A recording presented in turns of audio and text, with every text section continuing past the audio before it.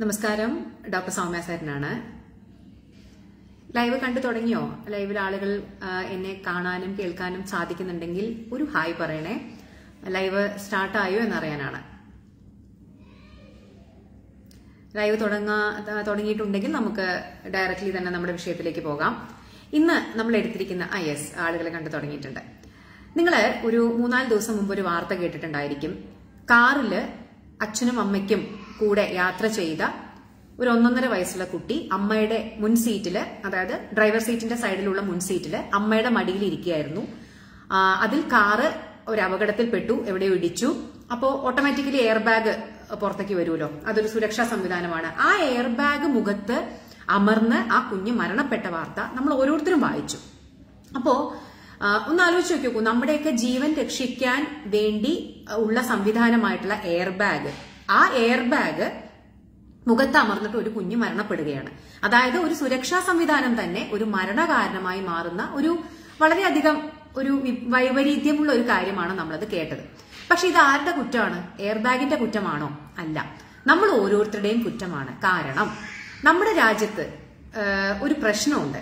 അതായത് ഗതാഗത നിയമങ്ങൾ ഇത്ര കണ്ട് ലംഘിക്കപ്പെടുന്ന രാജ്യങ്ങൾ വളരെ കുറവായിരിക്കും. ഇന്ത്യ അതിൽ ഒരു രാജ്യമാണ്. ഇപ്പോ ഞാൻ താമസിക്കുന്നത് ഇപ്പൊ ഷാർജയിലാണ്, അല്ലെങ്കിൽ UAE എന്ന് പറയുന്ന രാജ്യത്താണ്. ഇവിടെ വന്നപ്പോഴാണ് സത്യം പറഞ്ഞു കഴിഞ്ഞാൽ ഞാൻ നമ്മുടെ നാടും ഈ നാടും തമ്മിലൊന്ന് കമ്പയർ ചെയ്തത്. കാരണം UAE ജീവിക്കുന്നവർക്കറിയാം, ഇവിടെ ഗതാഗത നിയമങ്ങൾ എന്ന് പറഞ്ഞു കഴിഞ്ഞാൽ അത്രയും സ്ട്രിക്റ്റ് ആണ്. നിങ്ങൾ ഒരു ചെറിയ ലൈൻ ക്രോസ് ചെയ്ത് അപ്പുറത്ത് പോയി കഴിഞ്ഞാൽ ഭീമമായിട്ടുള്ള തുകയാണ് നിങ്ങൾക്ക് അടയ്ക്കേണ്ടി വരിക. അത് നിർബന്ധമായിട്ടും അടയ്ക്കുക തന്നെ വേണ്ടിവരും, അല്ലെങ്കിൽ നമുക്ക് കാർ എടുത്ത് പുറത്തിറങ്ങാൻ സാധിക്കില്ല. അതാണ് അവസ്ഥ. അപ്പോ ഇവിടെ അത്രത്തോളം, അതുകൊണ്ട് തന്നെ എന്താണ്, ഇവിടെ അത്രയും ശ്രദ്ധിച്ചിട്ട് മാത്രമേ ആളുകള് വണ്ടി എടുത്ത് പുറത്ത്. പിന്നെ അത് മാത്രമല്ല, ഇവിടെ ഡ്രൈവിംഗ് ടെസ്റ്റ് പാസ്സാവുക എന്ന് പറഞ്ഞു കഴിഞ്ഞാൽ അത്രയും ബുദ്ധിമുട്ടുള്ള ഒരു കാര്യമാണ്. എളുപ്പത്തിലൊന്നും ഡ്രൈവിംഗ് ടെസ്റ്റ് നമുക്ക് പാസ്സാവാൻ സാധിക്കില്ല. അപ്പൊ ലൈസൻസ് കിട്ടുക എന്ന് പറയുന്നത് തന്നെ വളരെ ബുദ്ധിമുട്ടുള്ള കാര്യം. ഇനി ലൈസൻസ് കിട്ടിയാലും വണ്ടി കൊണ്ട് പുറത്തിറങ്ങിക്കഴിഞ്ഞാൽ ഫൈൻ അടയ്ക്കാതെ രക്ഷപ്പെടുക എന്ന് പറയുന്നത് അടുത്ത വലിയൊരു കാര്യം. എന്നാൽ നമ്മുടെ നാട്ടിൽ ഇതൊന്നും ഒരു പ്രശ്നമല്ല. നമുക്ക് എങ്ങനെ വേണമെങ്കിൽ ട്രിപ്പിൾസ് വെച്ച് പോവാം, ഹെൽമെറ്റ് ഇല്ലാതെ പോവാം. അത് പറഞ്ഞ പോലെ തന്നെ അപ്പൊ എല്ലാവരും ആലോചിക്കും, അയ്യോ അപ്പൊ നമ്മളൊക്കെ ചെയ്യുന്നതല്ലേ കാറിന്റെ മുൻസീറ്റിൽ കുട്ടികളെ മടിയിൽ വെച്ചിരിക്കുക. ഇതിപ്പോ നമ്മളെല്ലാവരും ചെയ്യുന്ന ഒരു കാര്യമില്ല. ഇത് ഇത്ര വലിയ തെറ്റാണോ? തെറ്റാണ്. നമ്മുടെ ഗതാഗത നിയമപ്രകാരം ഒരു കാരണവശാലും 12 വയസ്സിൽ താഴെയുള്ള കുട്ടികളെ കാറിന്റെ മുൻസീറ്റിൽ തനിച്ചിരുത്താനോ മടിയിലിരുത്താനോ പാടുള്ളതല്ല.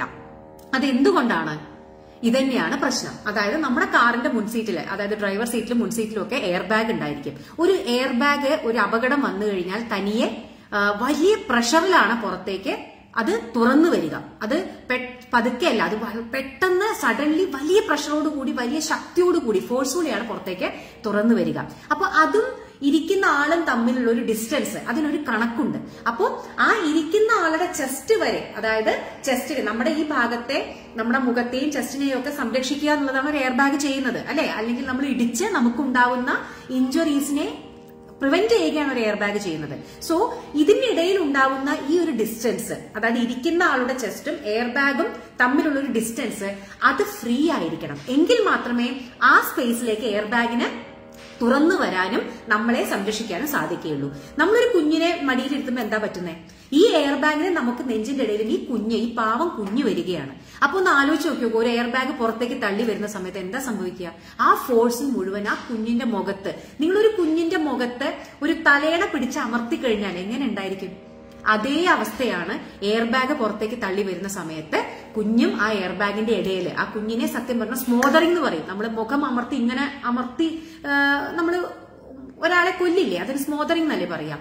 അതുപോലെയാണ് സത്യത്തിൽ ആ കുഞ്ഞിന്റെ മുഖത്ത് നമ്മൾ എന്തെങ്കിലും വെച്ച് അമർത്തി ആ കുഞ്ഞിനെ ശ്വാസം മുട്ടിച്ചു കൊല്ലുന്നതിന് സമാനമാണ് ഇത്തരത്തിൽ ഉണ്ടാവുന്ന അപകടം. അതുകൊണ്ടാണ് കുഞ്ഞുങ്ങൾ മരണപ്പെടുന്നത്. സോ ഇത് എയർ ബാഗിന്റെ പ്രശ്നമല്ല, നമുക്ക് നിയമം അറിയാത്തതിന്റെ പ്രശ്നമാണ്. അപ്പൊ നിങ്ങൾ എല്ലാവരും ശ്രദ്ധിക്കുക. നമ്മുടെയൊക്കെ പ്രോബ്ലം എന്താന്ന് വെച്ച് കഴിഞ്ഞാൽ, ജനിച്ച മുതൽ നിങ്ങൾ പുറം രാജ്യങ്ങളിലൊക്കെ, ഇപ്പൊ UAE ഇങ്ങനെയുള്ള കുട്ടീനെ മടിയിൽ വെച്ചിട്ടൊന്നും യാത്ര ചെയ്യാൻ പറ്റില്ല.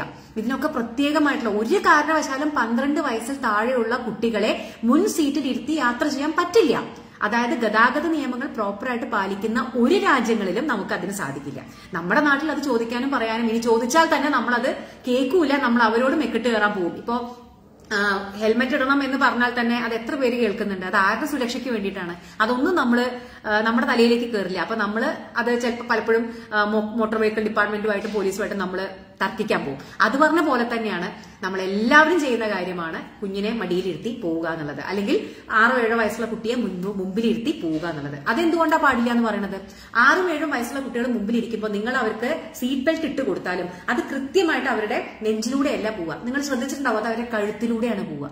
കഴുത്തിലായിരിക്കും. കാര്യം അവർക്ക് ആ പ്രോപ്പർ ഹൈറ്റ് ഇല്ല, അവർ കുഞ്ഞു കുട്ടികളാണ്. അപ്പൊ 12 വയസ്സിൽ താഴെയുള്ള കുട്ടികളെ തനിച്ചും ഇരുത്താൻ പാടില്ല എന്ന് പറയേണ്ട കാര്യം എയർ ബാഗിന്റെ പ്രശ്നത്തിനേക്കാൾ കൂടുതൽ ഈ സീറ്റ് ബെൽറ്റിന്റെ പ്രശ്നമാണ്. അവര് ഹൈറ്റ് കുറഞ്ഞതായതുകൊണ്ട് അവരുടെ നെഞ്ചിന് ക്രോസ് ആയിട്ടല്ല അത് വരിക, അത് കഴുത്തിന് ക്രോസ് ആയിട്ടാണ് വരിക. അപ്പൊ എന്താ പറ്റുക? ഒരു അപകടമൊക്കെ ഉണ്ടാകുന്ന സമയത്ത് മറ്റത് നമ്മൾ മുഖത്ത് ഒരു തലയണ പിടിച്ചമർത്തുന്ന പോലെയാണെങ്കിൽ ഇതെന്താണ്ടാ വരിക? പുറത്ത് പിന്നിൽ നിന്ന് നിങ്ങളൊരു സാധനം ഇട്ടിട്ട് അവരെ കഴുത്തിൽ കുരുക്കി വലിച്ച് ശ്വാസം മുട്ടിക്കുന്ന പോലെയാണ് കുട്ടികളെ തനിച്ചിരുത്തുമ്പോൾ വരിക. അതെന്തുകൊണ്ടാണ് ഉണ്ടാവുന്നത്? ഈ പറയുന്ന നമ്മുടെ സീറ്റ് ബെൽറ്റ് നമ്മുടെ കഴുത്തില് ശരിക്കും നമ്മൾ പുറകിൽ നിന്ന്, കാരണം ആ അപകടം ഉണ്ടാവുന്ന സമയത്ത് ഇത് കംപ്ലീറ്റ്ലി ടൈറ്റ് ആവും അല്ലെ? ഇത് അങ്ങനെ നമ്മുടെ കഴുത്തിൽ കുടുങ്ങി നമ്മൾ പിറകിൽ നിന്ന് ഒരാൾ കഴുത്തില് ഒരു കയറ് കെട്ടി കുട്ടിയെ ശ്വാസം മുട്ടിച്ച് കൊല്ലുകയാണെങ്കിൽ എന്താ അവസ്ഥ? ആ അവസ്ഥയാണ് ഉണ്ടാവുക. അപ്പോ പലരും വിചാരിക്കും അപ്പൊ എന്താ ചെയ്യുക? 12 വയസ്സിലെ താഴെയുള്ള കുട്ടികളെ നോക്കൂ. ജനിച്ച മുതൽ 12 വയസ്സ് വരെയുള്ള കുട്ടികൾക്കുള്ള കാർ സീറ്റുകൾ നമ്മുടെ വിപണികളിൽ ലഭ്യമാണ്. പക്ഷെ ഇതൊന്നും ആരും വാങ്ങാറില്ല എന്നുള്ളതാണ് സത്യം. നിങ്ങൾ 10ഉം 15ഉം 20ഉം 25 ലക്ഷത്തിന്റെ കാറ് വാങ്ങുമ്പോഴും ഒരു 10,000 10,000 രൂപ കുട്ടികളുടെ കാർ സീറ്റിനായി നമ്മൾ മുടക്കാൻ തയ്യാറല്ല. ഇതിന് ചൈൽഡ് റിസ്ട്രെയിന്റ് സിസ്റ്റം എന്നാണ് പറയുക. അതായത് കുട്ടികളെ സുരക്ഷിതമായിട്ട് ഇരുത്താനുള്ള സംവിധാനം, ചൈൽഡ് റിസ്ട്രെയിന്റ് സിസ്റ്റം. ജനിച്ച കുട്ടി മുതൽ 12 വയസ്സ് വരെയുള്ള കുട്ടികൾക്ക് അവരുടെ ഉയരവും അവരുടെ തൂക്കവും അനുസരിച്ചിട്ടുള്ള പലതരത്തിലുള്ള ചൈൽഡ് റിസ്ട്രെയിന്റ് സിസ്റ്റംസ് നമുക്ക് അവൈലബിൾ ആണ്. അതായത് അവരെ പല രീതിയിൽ, ഇപ്പൊ ജനിച്ച ഉടനെയുള്ള കുട്ടീനെ കടത്തിയിട്ടല്ലേ കൊണ്ടുപോകാൻ പറ്റൂ, അതുപോലെയുള്ളതായിരിക്കില്ല ചിലപ്പോൾ 2 വയസ്സുള്ള കുട്ടിക്ക്, അതുപോലെയുള്ളതായിരിക്കില്ല 5 വയസ്സുള്ള കുട്ടിക്ക്. അപ്പോൾ ഓരോ കുട്ടികളുടെയും തൂക്കത്തിനും പ്രായത്തിനും അനുസരിച്ച് വിവിധ രീതിയിലുള്ള ചൈൽഡ് റിസ്ട്രെയിന്റ് സിസ്റ്റംസ് നമുക്ക് അവൈലബിൾ ആണ്. കാർ സീറ്റുകൾ നമുക്ക് അവൈലബിൾ ആണ്. മാക്സിമം ഒരു 10,000 15,000 രൂപ മാത്രമേ അതിന് വിലയുള്ളൂ. ആനയെ വാങ്ങാമെങ്കിൽ തോട്ടി വാങ്ങിക്കൂടെ എന്ന് ചോദിക്കുന്ന പോലെയാണ്. ഒരു കാർ വാങ്ങാമെന്നുണ്ടെങ്കിൽ നമ്മൾ ആ കാറിന് കാർ സീറ്റ് ഇടും, അല്ലെങ്കിൽ അലോയ് വീലൊക്കെ വെക്കും. ഇതിനൊക്കെ നമ്മൾ എത്ര പൈസ ചെലവാക്കുന്നു? അപ്പോ അതിന്റെ കൂടെ നിങ്ങളുടെ കാർ ഡെക്കറേഷന് നമ്മൾ ചെലവാക്കുന്നതിന്റെ 10-1 പൈസ പോലും നിങ്ങളുടെ കുഞ്ഞിന്റെ സുരക്ഷിതത്വത്തിന് ചെലവാക്കാൻ വേണ്ടി ആവശ്യമില്ല. അപ്പൊ അതുകൊണ്ട് ആരും ചെയ്യുന്നില്ല എന്നുള്ളത് കൊണ്ടാണ് പലർക്കും ഇതിനെപ്പറ്റി അറിയുക പോലും ഇല്ല. അതാണ് സങ്കടം. അപ്പോ മറ്റുള്ളവർ ചെയ്യുന്നില്ല എന്നുള്ളത് കൊണ്ട് നമ്മളും ചെയ്യേണ്ട എന്നുള്ളതല്ല. നമ്മുടെ കുഞ്ഞിന്റെ സേഫ്റ്റി നമുക്ക് കൺസേൺ ആണെങ്കിൽ ഒരു കുട്ടികളെയും 12 വയസ്സ് വരെ അമ്മയുടെ മടിയിലും ഇരുത്താൻ പാടില്ല, തനിച്ചും മുൻ സീറ്റിൽ ഇരുത്താൻ പാടില്ല. ഇവർക്കൊക്കെയുള്ള കാർ സീറ്റുകൾ പുറകിലാണ്. പിന്നെ പലരും പറയുന്നത് കുട്ടി തന്നെ ഇരിക്കില്ല, കുട്ടി തന്നെ ഇരിക്കുവോ, കരയില്ലേ? നോക്കൂ, എന്തും നമ്മൾ ശീലിപ്പിച്ചു കഴിഞ്ഞാൽ കുട്ടികൾ അത് ശീലമായിക്കോളും. അപ്പൊ ആദ്യത്തെ 1-2 തവണ ചിലപ്പോൾ കരഞ്ഞോന്നൊക്കെ വരും. കുറച്ച് കഴിയുന്ന സമയത്ത് അത് കുട്ടിക്ക് ശീലമാവും. ഇപ്പൊ പുറം രാജ്യങ്ങളിലും ഗൾഫ് രാജ്യങ്ങളിലൊക്കെ എങ്ങനെയാണ് കുട്ടികൾക്ക് ശീലാക്കുന്നത്? കാര്യം അവര് ജനിച്ച മുതൽ ഇതാണ് അവരുടെ ശീലം. അവർ മുൻസീറ്റിലല്ല, അവർ പുറത്തെ സീറ്റിൽ ഇതിലാണ് ഇരിക്കേണ്ടതെന്ന് അവരെ ശീലിപ്പിക്കുകയാണ്. എന്ത് സംഭവവും ശീലിപ്പിച്ചു കഴിഞ്ഞാൽ കുട്ടികൾ അതുമായിട്ട് യൂസ്ഡ് ആവും. അപ്പൊ അതുകൊണ്ട് കുട്ടി കരയും, കുട്ടി തന്നെ ഇരിക്കില്ല, അങ്ങനെയുള്ള കാര്യങ്ങളൊന്നും ഒരു കാരണവശാലും അതൊരു കാരണമായി പറയരുത്. കാരണം ഇപ്പൊ കണ്ടോ, ഇങ്ങനെയുള്ള അപകടങ്ങൾ വരുമ്പോഴാണ് നമ്മുടെ സുരക്ഷയ്ക്ക് വേണ്ടി വെച്ച എയർ ബാഗ്, നമ്മുടെ സുരക്ഷയ്ക്ക് വേണ്ടി വെച്ച സീറ്റ് ബെൽറ്റ് ഒക്കെ പലപ്പോഴും നമ്മുടെ കുട്ടികൾക്ക് അപകടം ഉണ്ടാക്കുന്ന അവസ്ഥയിലേക്ക് മാറുന്നത്. അപ്പോ ഈ ഒരു വാർത്ത കണ്ടതുകൊണ്ടാണ് ഇത് ഇന്ന് ചെയ്യണമെന്ന് ഞാൻ വിചാരിച്ചത്. പലർക്കും ഇതിനെ പറ്റിയിട്ടുള്ള അജ്ഞതയാണ്, അവർക്ക് പല ആളുകൾക്കും ഇത് അറിയാത്തത് കൊണ്ടാണ്. അപ്പൊ അതുകൊണ്ട് അറിയാത്തത് കൊണ്ട് ഇങ്ങനെ ഒരു അപകടം ഇനിയെങ്കിലും ഒരു കുട്ടിക്ക് ഉണ്ടാവരുത്. അപ്പൊ അതുകൊണ്ട് നിങ്ങളുടെ വീട്ടിൽ കുഞ്ഞുങ്ങൾ, കൈക്കുഞ്ഞുങ്ങൾ ഉണ്ടെങ്കിൽ അവർക്കുള്ളതുണ്ട്. ഏത് പ്രായത്തിലും, ഞാൻ പറഞ്ഞില്ലേ, ജനിച്ച മുതൽ 12 വയസ്സ് വരെയുള്ള കുട്ടികൾക്കുള്ള കാർ റിസ്ട്രെയിന്റ് സിസ്റ്റം അഥവാ കാർ സീറ്റുകൾ നമ്മുടെ വിപണികളിൽ ലഭ്യമാണ്.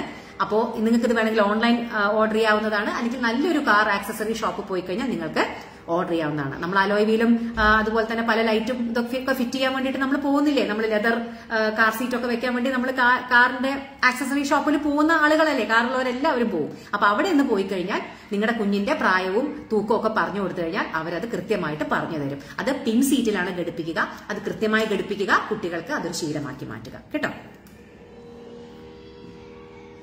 അതെ, ചെറിയ കുട്ടികളെ അമ്മമാർ പിൻസീറ്റിൽ ഇരുത്തി യാത്ര ചെയ്താൽ അത് തന്നെയാ പറയുന്നത്. ഇപ്പൊ കൈക്കുഞ്ഞാവുമ്പോ ഇപ്പൊ 1 വയസ്സുള്ള കുട്ടിയെ പിൻസീറ്റിൽ തനിച്ചിരുത്താൻ സാധിക്കില്ലല്ലോ. അതിനുള്ള അതായത് പിൻസീറ്റിലും അമ്മമാരെ എടുത്തിരിക്കുക എന്ന് പറയുന്നത് അതും ശരിയായിട്ടുള്ള രീതിയല്ല. ഓക്കെ, അതും ശരിയായിട്ടുള്ള രീതിയല്ല. അപ്പോഴും കുട്ടികൾക്ക് അപകടം ഉണ്ടാവാൻ സാധ്യതയുണ്ട്. എന്താണ്, ഇപ്പൊ പിൻസീറ്റിൽ അമ്മ പിടിച്ചിരിക്കുകയാണ് വെക്കൂ, ഒരു കാർ ഇടിക്കുന്ന സമയത്ത് അമ്മ പലപ്പോഴും സീറ്റ് ബെൽറ്റ്, പിൻസീറ്റിൽ ഇരിക്കുന്ന ആളുകൾക്ക് സീറ്റ് ബെൽറ്റ് ഇടുന്ന പരിപാടിയെ നമ്മുടെ നിഘണ്ടുവിലില്ല അല്ലെ. പിൻസീറ്റിലും ആക്ച്വലി സീറ്റ് ബെൽറ്റ് ഉണ്ട്, എല്ലാരും കണ്ടിട്ടുണ്ടായിരിക്കും, പക്ഷെ ആരും ഇടാറില്ല. അപ്പൊ അതുകൊണ്ട് തന്നെ നമ്മുടെ അമ്മമാര് കുഞ്ഞുങ്ങളെ ഇനി സീറ്റ് ബെൽറ്റ് ഇട്ടിരുന്നാലും നമ്മുടെ കയ്യിൽ നിന്ന് ഒരു കാർ ഇടിക്കുന്ന സമയത്ത് ഉണ്ടാകുന്ന ഫോഴ്സ് എന്ന് പറയുന്നത് കംപ്ലീറ്റ്ലി, നിങ്ങൾ കണ്ടിട്ടില്ലേ പലപ്പോഴും വീഡിയോ ഒക്കെ, കാറിന്ന് പുറത്തേക്ക് തെറിച്ചു പോവുക ചെയ്യുക. അതായത് മുന്നിലുള്ള ഗ്ലാസ് ഒക്കെ തകർത്ത് പലപ്പോഴും തെറിച്ചു പോകും. പലപ്പോഴും ഈ തെറിച്ചു പോകുന്നത് കുട്ടികളാണ്. അപ്പോ അതുകൊണ്ട് കൂടിയാണ് ഒരിക്കലും പിൻസീറ്റിൽ ഇരുത്തുക എന്ന് മാത്രം അല്ല നമ്മുടെ സൊല്യൂഷൻ. പിൻസീറ്റിൽ ഇരുത്തിയാലും ഒരു കാറ് ഇടിക്കുന്ന സമയത്ത് കുട്ടികൾ തെറിച്ചു പോയി അപകടം സംഭവിക്കാം.